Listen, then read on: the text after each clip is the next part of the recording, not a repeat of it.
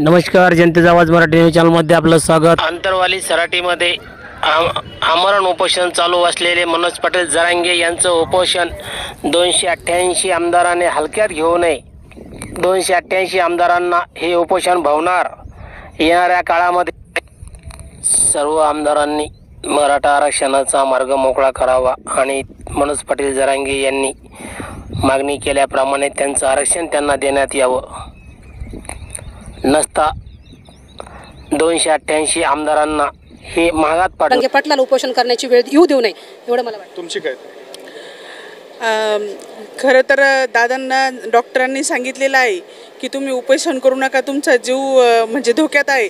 तरी पण दादा आपल्या समाजासाठी, समाजाच्या प्रत्येक लेकरासाठी, गोरगरिबासाठी, त्यांच्या येणाऱ्या भविष्यासाठी, जातीसाठी, मातीसाठी आपल्याला म्हणजे खूप मोठं एक जीवनाचं कल्याण, एक जीवनाची शिदोरी बांधण्यासाठी त्यांचे स्वतःचं रान करत आहे। हे त्यांचं चौथं उपोषण आहे। यापुढेही तुम्ही बघितलं असेल मागे की तिसऱ्या उपोषणाला त्यांच्या नाकातून अक्षरशः रक्त निघायला लागलं, तरी देखील वरतून शिष्टमंडळी त्यांना लवकर भेटायला आले नव्हते।